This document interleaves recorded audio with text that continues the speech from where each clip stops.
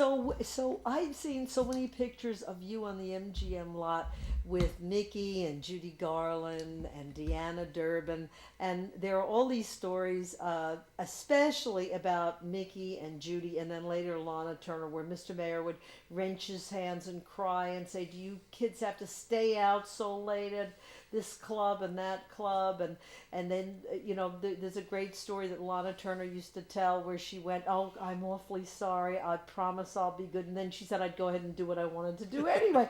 But were you more the good kid? I mean, he didn't have to really bother about you in those days. Well, I guess so, because the years we were attached to MGM via LB Mayer in this contract, when it ended, I was just a little past 13 years old.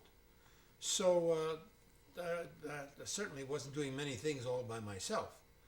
And not in any nightclubs, of course, and things like that. No, but the pictures. It must have been when you came back again, because there are a lot of pictures of the four of you sitting around having lunch and stuff. In the MGM books, and Oh, it yes. talks about how And the you had all Ziegfeld of Girl these days and that stuff. responsibilities, and I thought it was very interesting because it said that even though the public would perceive you as children, you were making so much money and you really had so much prestige that you behaved more like adults. You had to learn lines. You had all the responsibilities of adults, even though you were, kind of play acting at being in some cases younger than you really were. We did, and evidently, some of us had different mothers than others. I had no father. Mr. Mayer evidently had some good impressions too upon our parents, because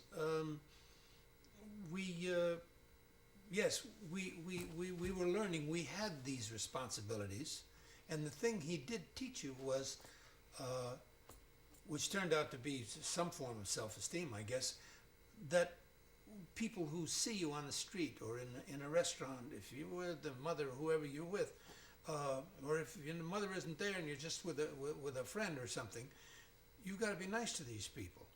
They pay to go see your movies, and if they didn't, you wouldn't be under contract here in the studio. And so I guess way subconsciously, a lot of us grew up thinking, well, we got to be nice here because that's our meal ticket. Those people trying to ask for an autograph or talk to us would be nice. When you were playing, for instance, when you were in Ziegfeld Girl, and you were playing Lana's little brother, younger brother, was it very difficult? I mean, were there people who didn't get their lines right? Were there others that, I mean, you were obviously so experienced. Lana Turner was a little bit experienced, Mickey certainly was very experienced. Was there a difference in terms of who would flub things and stuff? I mean, were some of you better rehearsed than others? Do you remember of all of you who any stories about that, or did you all just come in knowing the lines cold? I think maybe Judy, because of the music taking up so much of her time in rehearsal, and rehearsing dance numbers and rehearsing musical numbers and learning lyrics, and then having to learn dialogue besides. Possibly the dialogue was subconsciously put down the list. She had the most trouble with learning all the lines and blowing them in some of the takes. Yeah. That's interesting. How about Lana? Was she pretty well pinned down? Very, very. The few scenes I had with Lana, I don't remember her bubbling over a word, not a word. It was a pleasure. And can you talk about why you had a special empathy with her on that movie? How it seemed like a natural thing? Being the younger brother and everything? Well, again, trying not to make it a long story. When a few months after my contract expired at MGM, I had heard, I was going to a public school, Beverly Hills High School, and I had my problems there because having a private tutor all this time at home, I was taught at home, playing only with the kids in the neighborhood, not the movie kids. But I knew one or two of them here and there, and this at school, I had a problem because barely just over 15 years of age when I went into Beverly Hills High School. I was ending the 10th grade, and most of the kids were 17 at that age, you know, and so the girls, 16, 17-year-old girls don't talk to a 15-year-old, you know, except to be polite, this and that. You can't make a date with them. And so the first dance that was coming up that I'd never been to a school dance, and I heard all about it. Hold on. Okay. Okay. I heard all about it. Can you say I had never been to a school dance? Oh, yeah. We had a ring on that. Or the first time. The first time? Yeah, Okay. I think Mr. Cooper was saying the first time I went to a school. Yeah. I think. Okay. The first time I wanted to go to a school dance, I was very excited, and I couldn't get any of these girls to go out with me. They were, you know, I was a year younger than any of the ones, and certainly I wasn't going to ask some girl in the 9th grade to go, you know. So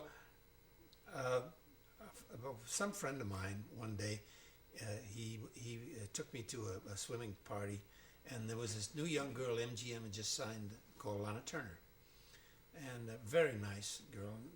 And one thing led to another, and we're all kind of sitting around talking, and I was telling her the story about want to go to this dance in a couple of weeks. It's a big thing at this, you know, at the school, and everybody goes, and I can't get a date to go, and I can't go without a girl, so on and so forth. And she said, well, why don't you take me?